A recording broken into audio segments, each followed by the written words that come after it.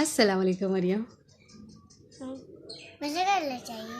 वालेकुम सलाम नहीं कहती। वालेकुम सलाम। क्या कर रही हो?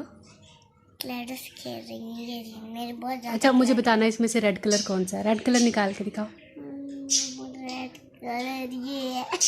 दिखाओ दिखाओ, हाथ पे रख के दिखाओ, मुझे नजर तो आए। ये कौन सा कलर है? कौन सा कलर है? कौन सा कलर है? बोले ना, आवाज नहीं आ रही। काला। चले ग्रीन कलर निकाल के दिखाए।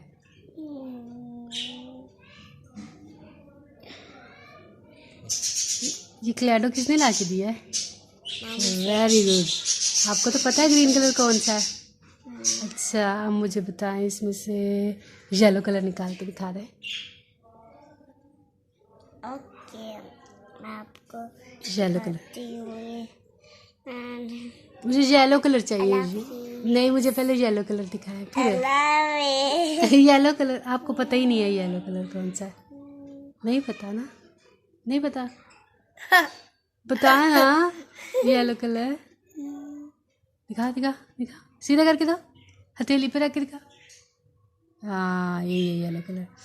अच्छा मुझे अल्लाह हाफिज। बस नहीं खेलती मेरे साथ? चलो ठीक है, अल्लाह हाफिज। अल्लाह हाफिज कर दो, एक दफ़ा बाय कर दो। अल्लाह हाफिज। इधर तो देखो। बाबा।